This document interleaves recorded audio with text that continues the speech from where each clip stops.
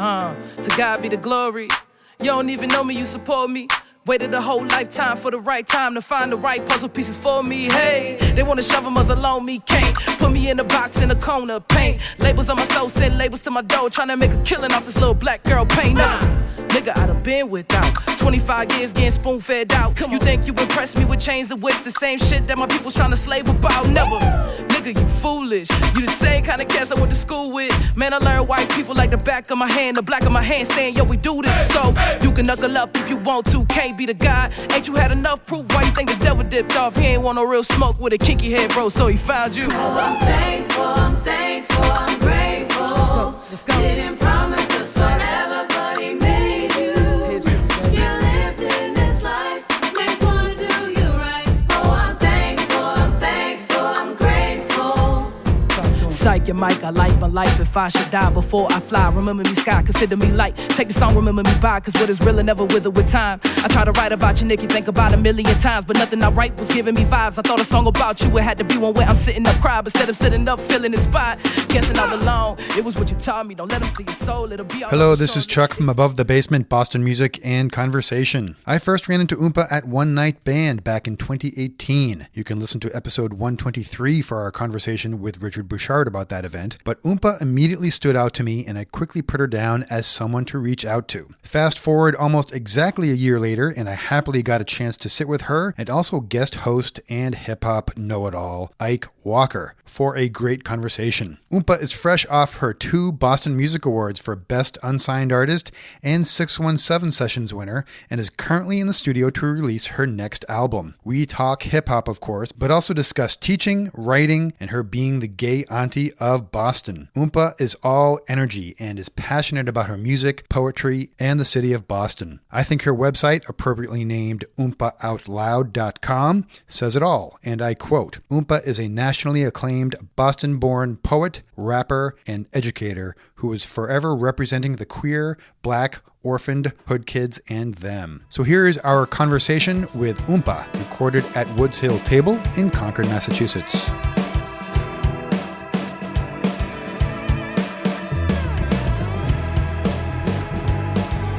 Ike, let me hear you, brother. Oh, yeah, I haven't been talking yet. Oh, good. I can't get my He's levels got that voice. Wow, that voice. He's got the voice for radio. Yeah, sure does. Yeah. I'm not going to say you have the face for radio, but you do have the voice for radio. You're welcome. I appreciate that. But, you know, Joe takes the pictures. They end up on the website, so people do know what I look like. That's true. And actually, we're going to do the Ike's Likes. That's right. Yeah. You're the first to hear about this. Ike's Likes? Yeah. So in the newsletter, I'm going to start making some recommendations of some of my favorite moments from the podcast. Oh, hell yeah. So he's probably the only person other than me who's heard every single episode. Yeah.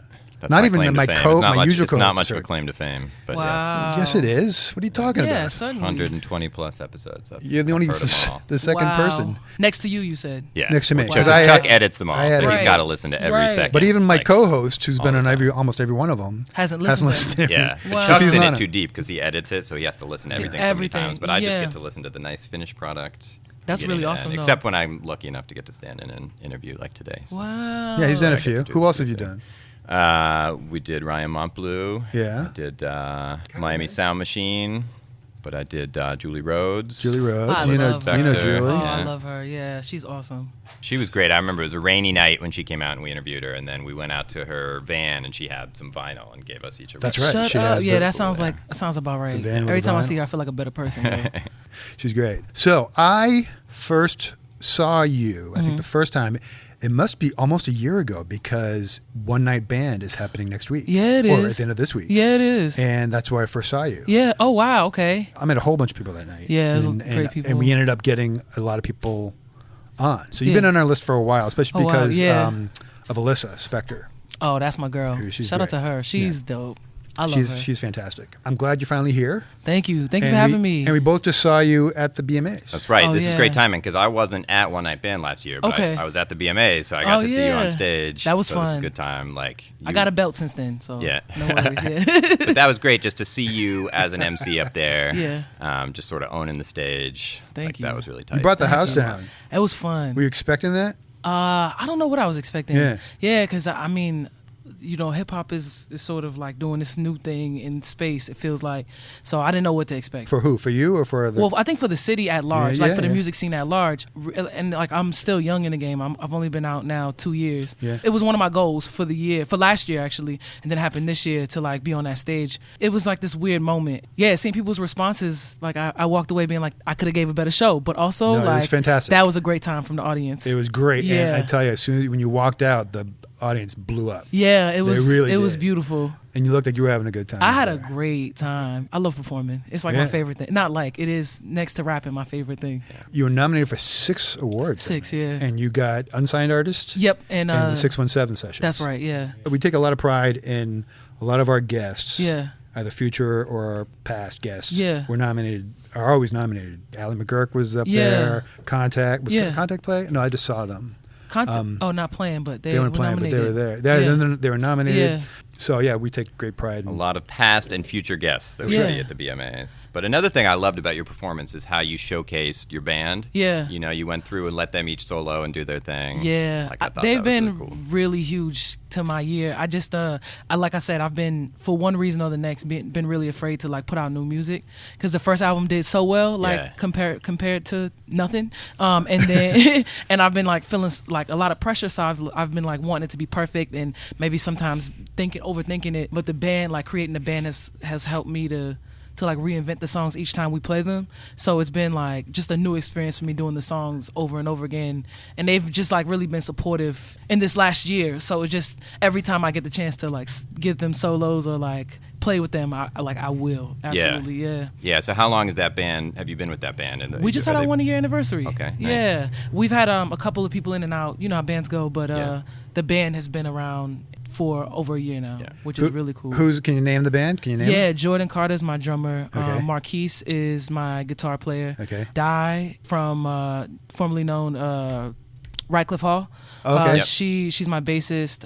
She was great. I remember watching her. She was really cool. She's fire. Because she did a couple of instruments there. Yeah, didn't she plays key bass and guitar bass, Yeah. and she's a vocalist, which is really cool. Tim Hall's my sax player, and then R.J. Walters is my keyboard player.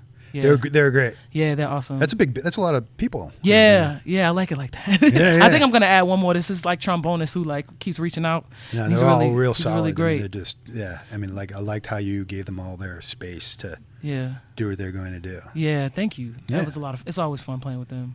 Do you call them anything? Are they called like The Chocolate Factory. the Chocolate Factory? Yep. Go figure, right? Nice. Oompa, I got it. Yeah. Yes, I get the See. Some connection people there. are like, oh, that's a thing, huh? Yeah, it's a thing. Nice. Well, I'm really glad to be here tonight interviewing Same. you. That Chuck gave me this opportunity because so Ron I'm glad Ron you're is the here too, co-host Ike. most of the time. I sit in for him sometimes, but Mm-hmm. I'm sort of the biggest hip hop fan He is. amongst the hosts. He's our so expert. like I've been listening to your album. I really wanted to get a chance to talk to you. so Wow, thank I'm you. psyched about that, and I'm also really curious in your journey. As a slam poet, Mm-hmm. Yeah. who got into rapping. I find it really fascinating to sort of think of similarities and differences both Sure. in those, and that's one of the things I noticed listening to your album is Yeah. you have such a diversity in your flow and also your vocal styles. And I wonder if you can talk a little bit about how that comes from slam poetry where you don't have the beat, right? Yeah. And that's all you have. It sort of forces you to do more with your voice. It's interesting because I actually started rapping first. Yeah. But I was a very closeted rapper. In middle school, we used to battle rap, and then I put it away in high school because now I was like interested in girls and like Yeah. being cute and cool, and I didn't Yeah. think that rapping was that thing. So I like put that away and I started writing poems because like now poems is the more sophisticated thing I'm thinking, right? And so I got into that, and then I really liked it, and I started researching and like expanding like my knowledge of slam poetry, and I got really into that.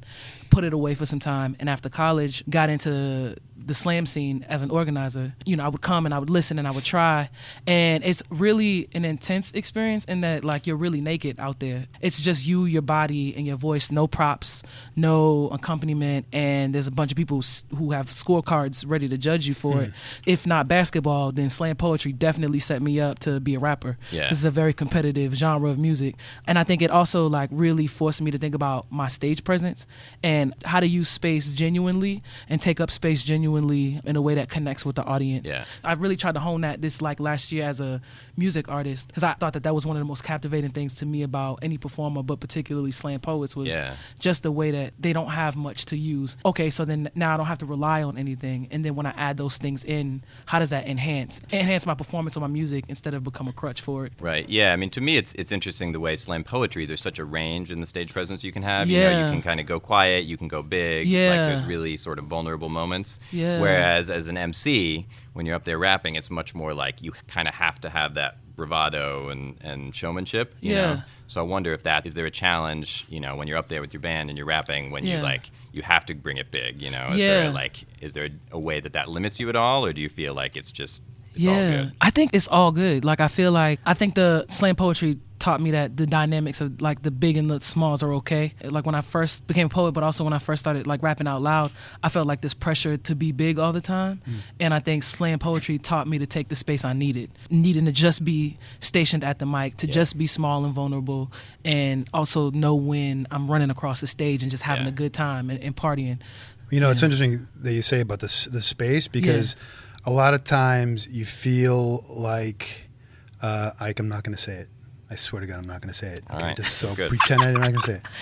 People when they're on stage, they're going to have a problem with silence. It's true. Right? So they feel like they have to either do something physical or keep on talking. Yep. And then they get themselves into trouble if they don't know what they're doing. Yep. But making that space, it's part of the process there. How do you use space in that? Do you use space in that capacity? I think so. There are times when I'm nervous, or I think I still like succumb to that pressure sometimes, where if it's a silent moment or if it's a really intense moment, I'll break it up with some laughter or some like awkward banter, because that's just who I am as a person. Yeah. But there are times when I think like the silence and a subtle something dropped in there is like way more powerful than hitting you over the head constantly and then dropping off the cliff, you know? So I think like sometimes I really think about that when we're arranging the sets, like when we're arranging the songs during rehearsal, to try to figure out, like, I feel like this is a moment where we need to fade out. We need to wash out completely until we're nothing. And I have to stand there and like wait until this is done, until it's like called this final moment. And I have to be okay with that silence and the fact that people are staring at me and not saying anything. And that doesn't mean something bad all the time. Well, that's rehearsed. Yeah. Is there any improvisation? Oh, I think that when I say that, I just mean like I have to practice the feeling of being okay with silence. But like there are moments where it just happens. No, and I think that's okay. Yeah, practicing the feeling of silence, I think that's really important. I think it's a good practice in life. Yeah. Sometimes we just got to know when to shut up. Yeah, Ike doesn't know when to shut up. Oh, Ike. Don't let him say that. Ike, what's your sign? Taurus? Nope. Pisces? Nope. All right, got one more. Scorpio? Nope. Okay, one more. Leo? Nope. Okay, I'm not good at this. That was close, though. Yeah. It's all close, right? I jumped all over. You use letters. Yes. The last one was close. That's funny, though. I thought you might do that because I've been following you on Twitter. Oh, and I noticed yeah. you talking about how sometimes you just walk in and you can just guess somebody's sign. Sometimes. So I was like, is Oompa right. going to come in and Nah, I'm get me right terrible. away? Do me. Maybe Aries? I haven't No. showed. Gemini? No, I'm not going to get this. Yeah. Shoot. I'm a Cancer. Wow. Did not guess that. Yeah. But I'm right on the border of what's the one after Cancer. Oh, Yeah, you're the Gemini, other- Cancer. I'm on the other side of it. Yeah. So I'm July 20th, so I'm also a Cancer. Wow. Look at you. We're Cancers. Never come Yeah. up before, yeah. Can you talk a little bit more about improvisation? Is there a lot of improvisation up there? Not only lyrically, maybe. Yeah. You let the musicians go off too, so Yeah. you got to kind of give them their space to do what they're going to do. Yeah, And you got to kind of feed off of that. for sure. And can we even go back to like your battle rapping days? Like Yeah. how much of that was freestyle versus... I think a lot of what we do is improv. We have these really small rehearsals and we're like, yeah, we got this locked. It's all good. And then I get on stage and I'm like, actually, I don't want any of what we rehearsed. Let's do it this way. So like I've got these signs that I do, like general signs, like I need you to speed up. I need you to fill this space. I need you to drop out here. I want the bass. And I know where they are. So I'm like, you and you, like, come on. That's the best part of the show for me, the live show, especially with the band, is just being able to go with a moment that moves me. But also I care about my craft enough to not just completely improvise something and let it go to the wayside and not know some of the outcome. Every time I say something on stage, just about, it's completely freestyled. There are things that I do in my show now that are built just because I freestyle something and I was like, I like what I said there. That was good. Every time I perform and somebody records it, I watch every single video multiple times. So I'm like, oh, I want to keep that. Like, I do this thing at my show. It's called a family reunion because for whatever reason, I'm like everybody's gay auntie, right? So I'm like, what better way to accommodate people in a space where they might feel awkward standing next to a stranger and having to dance to the music of someone that they don't know than to like have this family function in the middle of the show. And that came just because I said I was somebody's gay auntie and this is a family reunion. I said, how do I make it a family reunion? But like I play a couple of the black family function songs, and like when I say you're my cousin, I don't care who you are in this audience, you are my cousin today. I'm your aunt or whatever the case is. And I play these songs and I'm like, hey y'all, we're gonna get these like line dances down, and then once we're doing these things, like you have to converse with someone in the audience and say a thing, and then they come back and we listen to another one, and it's like by the third one we've all got this trust and we've got each other, so let's get this done.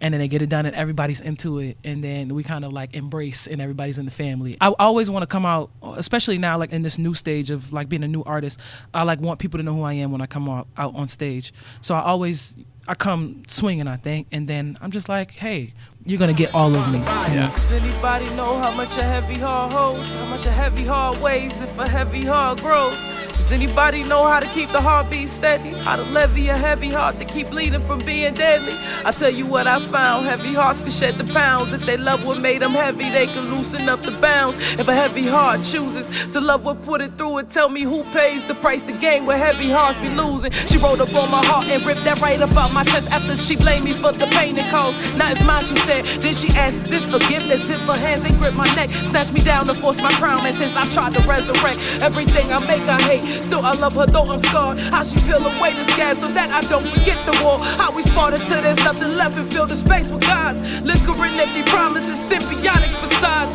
It calls for coke, hanger, abortion. I throw daily contortion, it's reparations, extortion. What you call it's important. This is best, make it happen. This is no more wait on it like Jesus born in a major. Where you start ain't important, this verse probably ain't potent. Cause you still say I'm yours, I still hear you say love you. I still come open arms, you come holding your arms. It's ruthless, how you rather see me dead than recognize me as human. But if I should die before I wake, I hope my ghost forgive you. It's proven ain't no weapon like a black woman who's vengeful. Say her name, I ain't playing, just say her name. I can't remember where I saw this, but I saw it in Dig Boston. You were named Boston's most positive rapper. Yeah, that's wild to me. Everybody keeps saying that. That's so wild. I don't know. I just believe everything. I think things are beautiful, and this world is going up in flames, and I think there's so much beauty in it still. I got 75, 80 years. I'd like really want to hold on to my joy. There was something that I saw, something you said. I can tell you about all the misfortune I had along the way, and all of it was crucial to making that joy as happy or impactful as it was. Mm-hmm. That sounds pretty positive to me. Yeah. I mean, everyone has their problems. That's how you use it. For sure. For a positive result. Absolutely. No, I always joke about that because I often feel very cynical. But I think you're right. And especially in the last year, I've been talking to a lot of people that really mean a lot to me as a person, as an artist, as a business person. And one of the things I just keep taking away constantly is that all I have is my perspective and all I have is my joy. I have a lot of choices. Like I'm not completely without autonomy, or I'm not without autonomy. My circumstance around me can be terrible, but like there's some part of me that is responsible for the little joy baby. I like that little joy baby. Yeah. A little joy baby. Yeah, and the people who named you Boston's most positive rapper obviously listen to the whole album, right? Yeah, because you can cherry pick like songs or moments in it where the content in your album is like there's a lot of heavy stuff on there. Yeah, absolutely. You know? But like if you listen to it as a whole, I think it does come out positive. Yeah, absolutely right. You know, there's definitely like I could see the joy baby. My joy in there. baby. Yeah. That should be the name of your next album. Joy baby. Yeah. That's it. Why? You know what? Thank you. Yeah, there you go. Okay, you can credit us on the, in the liner notes. Oh, say less. Why did you call the first album November 3rd? November 3rd is the day I lost my mother. In 2009, it like really changed the course of my life, it felt like. Yeah. You know, I went through a lot in that time that I think made me, but also helped me decide that, okay, I've been through so much. Also, I'm still living this life that I thought was for my mother, you know, or like that I thought was to make the world think I was less a stereotype of something. Yeah. And then I started to think about that I wanted to live for me, or that I couldn't live entirely unless I was choosing to live for me and do what I wanted to and do what I loved and like follow that voice inside of me. And my mother would love nothing more. Like as an adult, I'm seeing that it's not about, you know, college. It's not about the 9 to 5, the noble job necessarily. Like it's not just about that as a thing. It's about what it is that I want to do as a person and be as a person. And I decided I'm going to name this album November 3rd. It's going to come out on November 3rd. And I'm going to remember. I'm going to remember that day for being a very important day in my life for all the reasons it is. And I'm going to try to remember it also. Like I don't want this to only be a day of mourning. I want this to be also a day where I say, okay, I got you from here on. How old were you when she passed? 18. 18. Yeah. And you had a song on the album, Dear Mama. Dear Mama. Yeah. Which was like, that was a great song. Thank you. And I could hear a lot of what you're talking about there. Yeah. This for the products of the foster care system. All missing mamas on their birthday, on Christmas, from the distance of a pearly gate, wondering if they listening to the cries and reminisce of how their babies really miss them. Tell me what they know us when we get to heaven. Could we recognize them even if we met them? Could we let them know how much we really cared? There isn't too late for sorries, cause of forgiving there, huh? Dear mama, fuck nah, dear mom, I'm sorry. Hey mama, I'ma get started, I promise it's harder than I thought. Dear mama, fuck it, nah, dear mom, I'm sorry. Hey mama, I'ma get started, I promise it's harder. First thing I think when I hear Dear Mama is I think about the Tupac song. Yeah. Of the same name. Yep. It was a different song. Yeah. But still, it's like a tribute, you know. Absolutely. And I thought that came across. I was listening to it, sort of thinking about the Tupac song and his flow and the way he has. Maybe I'm getting to be too much of a geek here, but No, like you're the way right on. he has like a rest on the 4-beat. It's kind of his style. And I was listening to yours, and you have like the emphasis on the 4-beat. I'm gonna See, he's listen to pretty that. good at this, right? Yeah, you're really good at this. I don't yeah. know where the influence is or the relation, or it's totally random, but just Yeah. when I was listening to the song side to side, that was something that jumped out at me. Yeah, I won't lie. I think Tupac was like an icon for me in a cultural sense.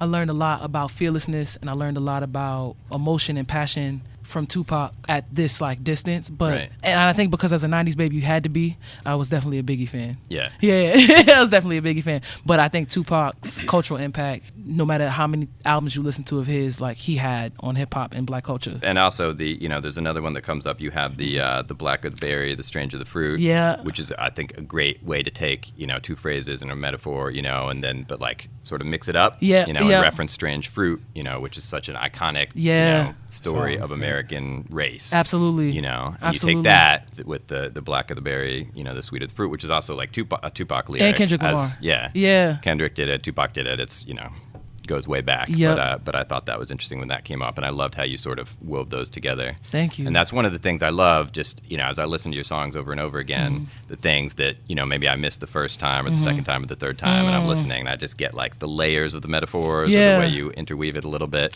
Thank you. you feeling kind of Tim Burton. Yeah.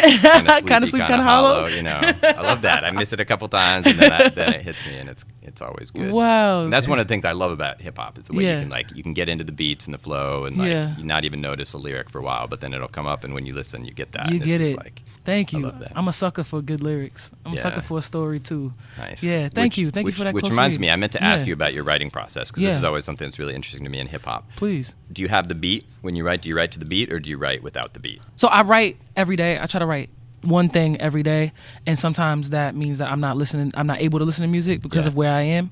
But I generally like to listen to the music first, and Yeah. then it tells me what it wants to be. I know it sounds corny, maybe a cliche, but I listen to it, and the vibe of it or whatever is speaking to me is like the song that it becomes. Yeah. So there are songs that like I write to one and then never becomes anything. Right. But then I hear this other thing and I'm like, oh, that should totally live over here.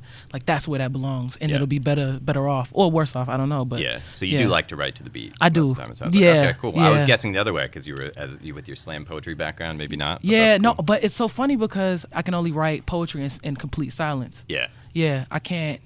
Some people like to listen to music.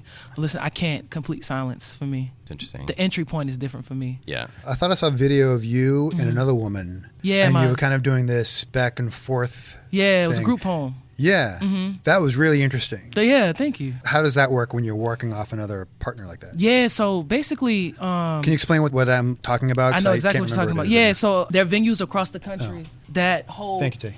poetry slams, and what they do is they create teams of 5 or more to send off to this national competition. So over the course of 3-4 months, these teams write and practice individual poems, and they practice what are called group poems. Each individual in the group poem has a part in a play, and their presence is supposed to be intentional. You're supposed to play with space and dynamics and like think about what it means to be in conversation with each other's bodies and words and etc. And so I was on a team in 2016, and my former partner and teammate and I had this idea while on a retreat, a writing retreat. I forget what was the prompt. Oh, it was to break the fourth wall. That was the prompt. So I was like, how do we get people to engage? How do we get people to know this is a poem and engage with it and like kind of break this fourth wall? And I thought about call and response because that's a thing I'm very familiar with. And it went from there to like where do we go? What do we want to say? How do we want to do this? And we wanted to talk about the school to prison pipeline because we were both teachers at the time. We continued to just kind of think about ways to make it innocent and draw people in, get them engaged. And it's like, okay, this game is Simon Says. So everyone knows Simon Says. That's right. It was Simon Says. It's universal, but we want them to pay attention. We want to draw them in and to not know what the heck happened to them. Yeah, that was a real powerful poem. I remember watching you. that, and like, it's amazing what a journey you go on in a short period of time. Yeah, from you only this have sort 3 of minutes. innocent, game of Simon Says, when it gets real very quickly. Yeah. And I do love that dynamic of you, and the other people on the team. Thank you. Sort of going back and forth with that. Yeah. You used to teach, or are you still teaching right now? I do not teach. I'm a full-time artist now. But So what were you teaching before? I taught math, Yeah, middle really? school math. Yeah, no, I was a math major in college. For Where'd you some go to time. school? Bucknell in Pennsylvania. Okay. So I was a math major for some time, and then I switched over to English. So I was teaching English and civics for a little bit, but I was mostly a math teacher for middle school. How old? Middle school. So Middle 6th, school? 7th, and 8th math. You miss it? I miss the kids. They always say that you never leave a job because of the kids. I taught for a little bit. I taught high school Yeah. years What'd ago. you teach? I taught history and sociology. Oof. Yeah, and I knew nothing about sociology. The sociology teacher was sick, and they say, Chuck, you're going to teach sociology. Yep. I'm like, I don't know anything about it. They go, here's the textbook. Yep. So it's not about knowing it; it's about teaching it. Yeah, which Not is that I knew how to do interesting. either of those Yeah, things, but yeah. you doing up here in Boston? Yeah. Whereabouts? In Dorchester at Tech Boston Academy. And as much as I want to work with young people, this is not the capacity I feel strongest in. And I felt that I became a better teacher when I became an artist. That's your path. Yeah, Yeah. there's a lot of ways to teach. Yeah, absolutely. And it reminds me of a recent moment on the podcast, actually. Yeah. When you were interviewing Oh, tell me, Xena. Ike. Xena, Tell me what you like. Who, so Cinderella just came through, and the woman who played the fairy godmother, Xena, was on the podcast. Yes. And Ron asked her at the end of the Xena episode. Ellis. Xena Ellis. Ron asked Xena Ellis, who are the modern day fairy godmothers? And she thought about it for a bit, and then she said teachers. She was thinking back to her life. I Teachers agree. are fairy godmothers, and gay aunties too. And gay could be. aunties. That's what I'm trying to be, is everybody's fairy gay auntie. Yes. Wow, that's great. Thank you. I am interested now, now that you're a rapper, how much are you going to stick with the slam poetry? Are you both, or is that you're sort of done with that? I'm and you're trying to full-time on the rapping thing full-time now? rapping. Yeah. Yeah, I want to chase this thing through, and I want to create a body of work I'm happy with. I want to make my living from the thing I love, and then be able to afford the space and opportunity to hone different crafts. As a 28-year-old, I want to just kind of be tunnel vision right now. Be So a I am rapper. curious how much you want to open that door a little bit, though, because Yeah. on your album you did have the interlude, right, where you did Black Hole. Yeah. So was that Space-Time Space-Time Continuum, Continuum. which was one of the ones you did in 2016. Yeah. At the Poetry Slam. So I'm curious whether you're interested in sort of playing with putting a little bit of slam poetry into the albums, because I know it's not something I've seen a lot. I know like Lupe Fiasco Yep. usually has like spoken word at the start of his albums. Yeah, Mick Jenkins has done it. And I think it can work really well. But Yeah. I'm curious if it sounds like you're more focused. Like that was like Yeah. I thought it worked really well the way you worked that into the album, but maybe that's something you're kind of Yeah. not going to try to do because you really want to focus. So I'm writing a chapbook at the same time. You're writing So- a what? I'm sorry? A chapbook. Like, it's like the mixtape of poetry books. Okay. I'm writing one of those now as we speak. So I'm not done writing poems. I think I'm done competing and like maybe organizing poetry spaces as an active member, competing on teams and that sort of thing. And it might make its way onto some other works. As of now, it'll like come under the umbrella of me as more of a musical artist. But while we're on the subject of progress and barriers, Yeah. As a queer female rapper, I'm curious, how much you see acceptance, in the hip hop community, at least lyrically in terms of lyrical content. Yeah. Hip hop has a legacy of being, fairly misogynistic Yep. and sometimes homophobic. Yep. The lyrical content doesn't necessarily represent you know, the rappers or the community. So I'm just Absolutely. curious what your, you know, experience has been like, just being, you know, a queer female rapper, being open and just coming out, you know.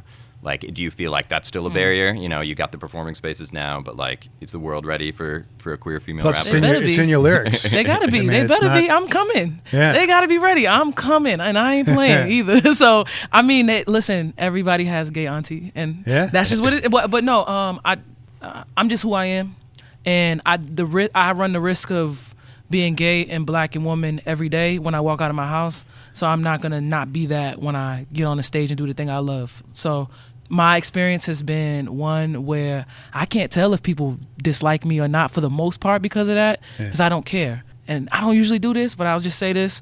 I can hang with the best of them. I can rap with the best of them, and I daggone sure can write with the best of them. And so I focus on that. And I think that people who don't like me for who I am, I'm not afraid of them on the internet. I'm not afraid of them when I leave my house, like in my sweatpants. And I'm not afraid of them when I'm on the stage.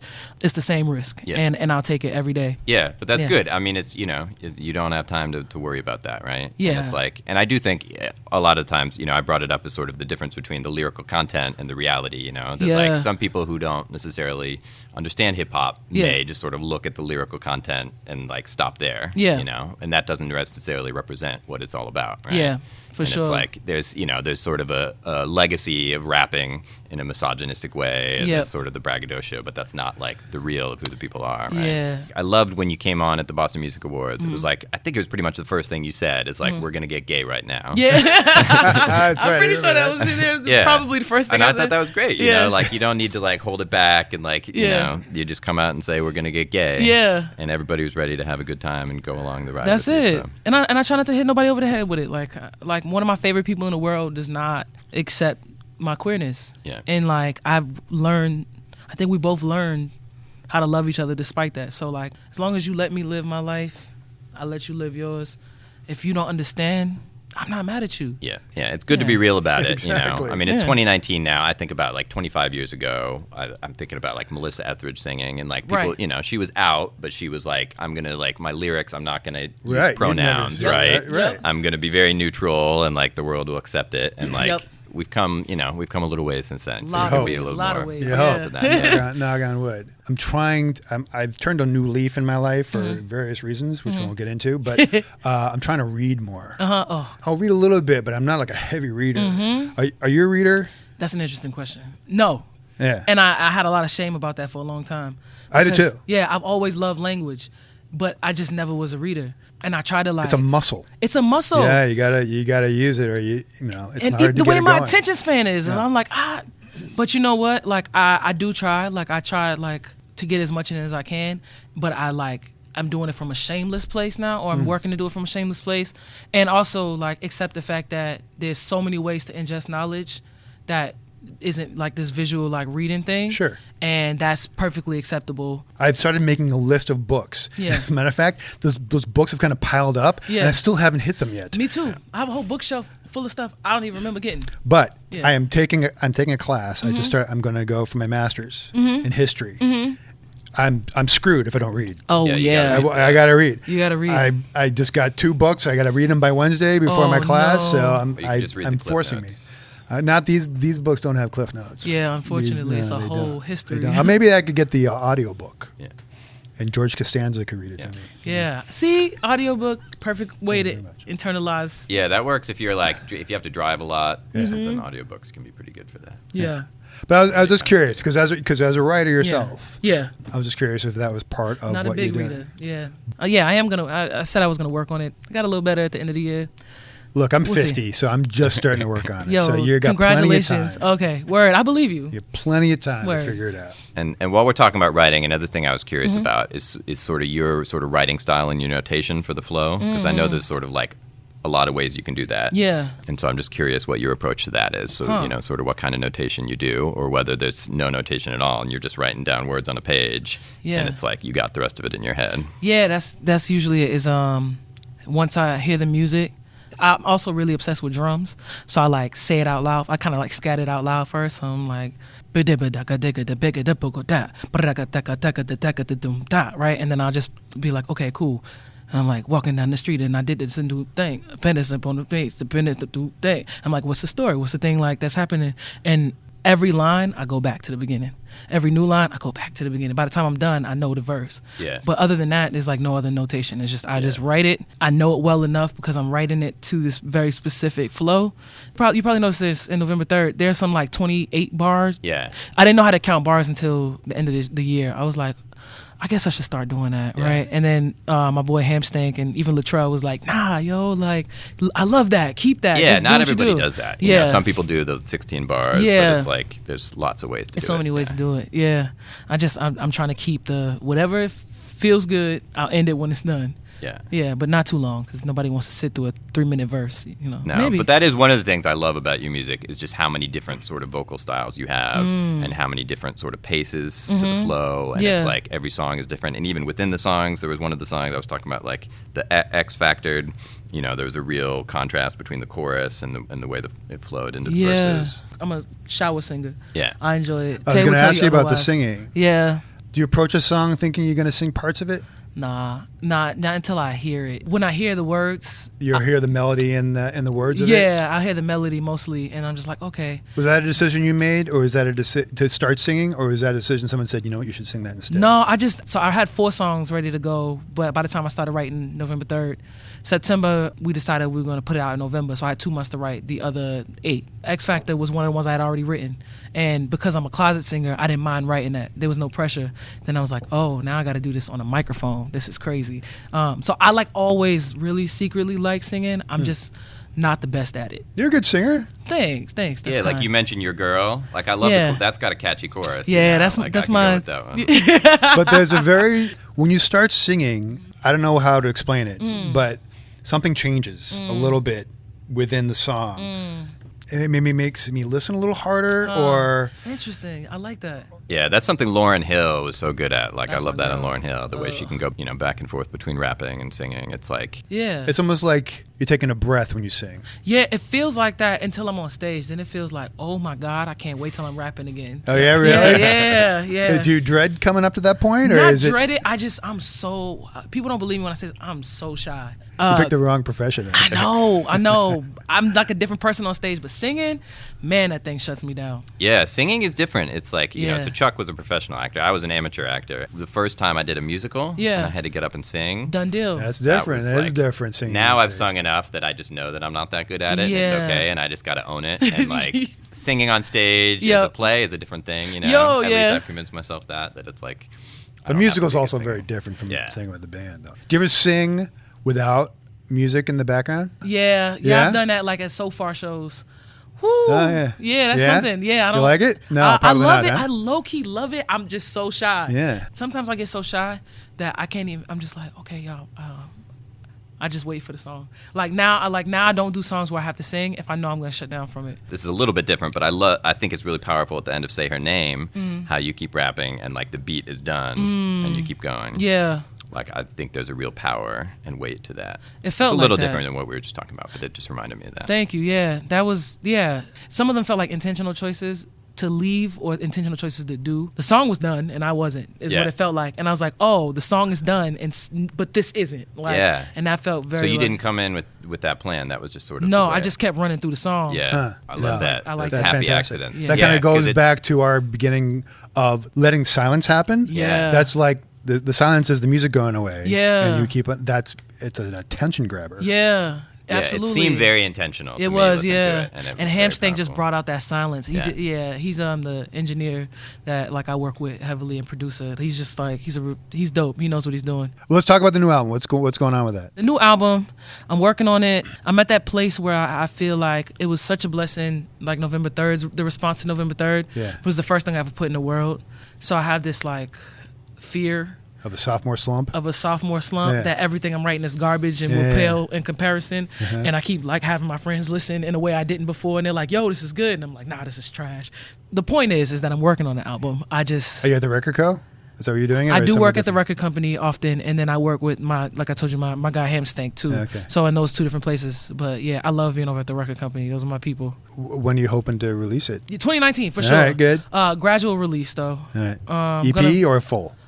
I have a EP happening at the same time as the full. Okay. Like that are being pouring out of me at the same time. So I'm just gonna figure out what pulls me where. Just keep working. Yeah, that's all I'm gonna do. I don't have a solid plan. I don't know if I need one or if too much restriction is how we got all the way into 2019 with no album. So Well, you're working hard, right? I'm working hard So that's every all day. you can do. And you doing Yeah. some of the new songs live, or is it all Yeah. just instrumental? Did Yeah. you do any So live the- that night? Yeah, I At did. The first song I did was new. Okay. And that was the only one that was new. I Alright. Feel Like Cole, yeah. That's probably going to be one of the first ones to come out. Good. And you got a Yeah. show coming up at Great Scott? I Is that do right? on the 23rd. Okay, January 23rd. Yeah, Ed Balloon and Billy Dean Thomas. At Balloon, he's moving to LA. Oh, yeah, I know. My baby. Oh. He was going to come on because he works with Alyssa too, right? Yeah, he does. Yeah, I love him. His energy is. Have you seen him live yet? I haven't seen him live. Okay, but the I know he's got 23rd, a yeah. lot of stuff coming. He's going on. dope. Well, thank you for coming out. I Yo, really appreciate it. I'm glad thank we you got for to do having it, me. and Yeah. I'm looking forward to hearing your new stuff. Thank you. Thank you for having me. And we finally got to make it happen. So Exactly. Yeah, I'm That's right. grateful. Timing And was good. It was great to get to see you on stage. absolutely. Boston Music Awards before we chatted. So. Thank you. Yeah, that's right. see- Because I at could least see we got you to, as an see MC. you. And, Right. See the live show. Yeah. see I mean, the I'd band. seen you before. And we Come met on, at take the over, is that what we're talking about? local call-in show. At the what? Local call-in show at the Lizard Lounge. Oh yeah. You Yep. played. You played That's there where we too. met. Yep. Yeah. Okay. So I've seen you like 4 or 5 times. Yeah, maybe. we're like cousins. Yeah. Yeah. Exactly. Chuck's an Oompa I'm your groupie. new gay. I'm your new gay aunt. That's right. That's sweet. I've always wanted to be a gay aunt. You see? Do you think you could you rap something for us? Could you do something in freestyle? Sure. Awesome. Well, not freestyle, but I can. Whatever rap you wanna something. do. Okay, cool. Little project kids coming down from the slums, hot boxing in a hot box with some hot box in the sun, taking down wine boxes with the bum, screaming free my niggas while my other niggas on the run. Remember living used to be so easy. Damn, the prospect of death was for TV, fam. Nino Brown, we was trying to be that man. Where the movie ended off, real life began. Couple of us tried, but we couldn't see that end. I'm a sore loser. I don't plan to play if I can't win. Some of my homies live and die by the Uzi. Some of the homies start smoking on that dookie. Some wrong place, wrong time, wrong doobie. They be walking down Mania Cast looking like Pookie. Some of my niggas caught the bangs out of bounds with them things and couldn't get a ref to keep it moving. They throw the book but don't want a nigga to read. Ain't that the definition of I need? To me, GD, PhD, same thing. No soul, ain't no respect the politic can bring. Only difference they couldn't find him a next time. Can't hide Negro behind a necktie. Even them checks lie. So I won't sell out. I buy time. Please, homie, respect mine. Yes. Nice. That's awesome. Thank you. Is that new? Yeah. it's Oh, new. that's Yeah. fantastic. What's that called? It's on the song called Dope. I want to ask every guest Yeah. if they have a book that changed your life, Yep. or a movie, Uh-huh. or a person, or anything that like you would gift to somebody. Like say you got to listen to this album, Yep. whatever it is. It can be a couple things. It can be one thing. Sure. Album, To Pimp a Butterfly by Kendrick Lamar. Okay. Book, Jazz by Toni Morrison. Okay. Person, my mom and my godmother, Laura. And Tay, honestly. Tear it out for Tay. Yeah, Tay's the truth. Snapback hats. Snapback hats. Snapback hats. And Kevin Garnett. Kevin Garnett. KG. Yeah. You know, he lived in Concord when he was with the Celtics. No, I didn't know He that. lived in Concord Center. Shut up. I didn't know that. Yeah, he's not here anymore. Oh, but he Aretha was- Franklin. Sorry, that's my Aretha. guess. Yeah. Yeah, okay. But wow, I didn't know that. Yeah. Kevin Garnett came up on the podcast one other time Yeah, which one? when we interviewed the owner of the Celtics. Wick. We Yeah, interviewed Wick oh, Rousbeck. okay. And he was telling a story. It was something about just how hard KG worked. Yeah, And there was, that's there was right. somebody there who wasn't a Wasn't basketball impressed fan, with the- and they were like, "These athletes, they get paid so much, they don't, And work, they don't hard. work And then, hard. like, And he's Wick, like, oh, Wick yeah? pointed down, and he's like, "You see the guy So running that dude- sprints back and forth there by That's himself Kevin in the gym? Garnett. That's Kevin Garnett." He taught me about like grit. I like everything a little bloody. I know it sounds Yeah. weird, but I like my art a little bloody. I like things that are like have lived and survived something. And I feel like Kevin Garnett, like he's just like a living embodiment of like sweat and blood and tears and You're like talking about a guy who came out of finesse. high school Right. into the NBA. Right. You're a kid coming into this kind of Yep. world. And the way he plays is just ooh man. It's something poetic about it, yo. Like yeah. Yeah, Cool. and one thing I loved when he was on the Celtics is the way he would like never let after the whistle. You know, if the Yeah. other team took a shot, he would He never would let it block go, it. and he Never would let it just go. run, Every time, you know? yeah. I know, Didn't and that count for kind of anything, became but a that was thing like, now. yeah. Like, Yeah. people will do that, and But I feel like that and was swat KG the ball that away. started that. I Yeah, think he so started too. that. Yeah. He started that, Yeah, definitely. he's that guy. Just to like make a statement, you know. Yeah. Like, I'm not letting that in. He didn't have yeah. to speak much. He just did it. Like yeah, he that was was- yeah. he was a presence. All right, good. Thank you. Yeah, thank you. The berry, the stranger the fruit is, the bloody the body, the sweeter the bruise gets, the tighter the chains, the wider the news. They wantin' the juice, but they scared of them roots, cause the blacker the berry, the stranger the fruit is, the bloody the body, the sweeter the bruise gets, the tighter the chains, the wider the news. They wantin' my juice, but they scared of them roots. You lay down with them thieves, you might wake up gone. Don't wanna sleep till I'm a beast and I can wake up God. I'm tired of chefing up dog food in the wrong hood, but that blue visa shit, it only stretched so far. And that heat cut off, and I ain't got no real dependents, just a couple can niggas depending on me for living. Uncle Sam wanna know how we survived this long, like how we could afford to keep them sprint lines on, like he don't see that track record, these bloodlines strong, like these foreheads, we go get and we risk lives for it. Me and my sisters, we like Cleo and them. I'm talking about set it off, not the mind reader and shit, but shit, we could probably say you that dream too. Ain't a scheme out there, I don't think we ain't think through, a thing we ain't been through, that only made us stronger. I'm still working on my demons, though I know what I be harboring. I know when I was starving, they were all up in my room like Drake and Marvin, so I had to pawn my soul to keep my soul for a bit longer. There was college, I thought my whole life was gonna change, but it just gave me double consciousness, I'll never sleep the same. I ain't say I get no peace of mind, I don't even get no sleep at night. Man, the devil's trying to take my soul, got me chained up in this game of tug of war for it to be alright. First it's gonna be hell, worst case scenario, you fuck it up and fail, it'll be alright. It'll be, I know. Right now, I just need for you to make it home. I thought about quitting, like man, fuck it all. Came from the bottom, worked at it this long, and I dug into it claws. Now a nigga still locked by the laws, and a nigga still just a nigga to y'all. Still pushing brick walls, only difference ain't no piss in the halls. And $250,000 to build my fitting with y'all. I still stuck up like a sore thumb, look like a dick, that's what made them all come. The fuck you, I could afford. You can't feel that heat, I see anger fester. I ain't made in a year, what you charge per semester, so what you expect? I gave up my respect for an expensive door deck and a couple lessons that I'll never forget. Like, they don't really like you, in fact they about to despise you, but they feel you like a god when they standing right beside you. Want you to answer to them unless you do a dance for them. Pose for a picture shaking hands with the man on it. What I'm supposed to say to my kids? Tell them chase after dreams like mine paying the bills. Tell them do like plan C's, but have a plan B into that horse pill. Can your plan sing your damn seed in this game? You gotta be strategic. One false move and it's back to white Jesus. Everybody wanna be us, that's accept when it's time to free us. I put that on my shoulders cause you motherfuckers need us, I said. I ain't say I get no peace of mind, I don't even get no sleep at night. Man, the devil's trying to take my soul, got me chained up in this game of tug of war for it to be alright. First it's gonna be hell, worst case scenario, you fuck it up and fail, it'll be alright. It'll be, I know. Right now, I just need for you to make it home. The blacker the berry, the stranger the fruit is, the bloody the body, the sweeter the bruise gets, the tighter the chains, the wider the news. They wantin' the juice, but they scared of them roots, cause the blacker the berry, the stranger the fruit is, the bloody the body, the sweeter the bruise gets, the tighter the chains, the wider the news. They wantin' the juice, but they scared of them roots, cause the blacker the berry, the stranger the fruit is, the bloody the body, the sweeter the bruise gets, the tighter the chains, the wider the news. They wantin' the juice, but they scared of them roots, cause the blacker the berry, the stranger the fruit is, the bloody the body, the sweeter the bruise gets, the tighter the chains, the wider the news. They wantin' my juice, but they scared of them roots, cause We would like to thank Oompa and Tay for trekking out to speak with us, and also Alyssa Spector of Listen Agency, formerly Listen Boston, for the introduction. You can purchase Oompa's music and see where she is performing at oompaoutloud.com. Go to abovethebasement.com where you can join us on Patreon, sign up for our newsletter, listen and subscribe to our podcast, like our Facebook page, follow us on Twitter, and look at all the nice pictures we post on Instagram. We are everywhere.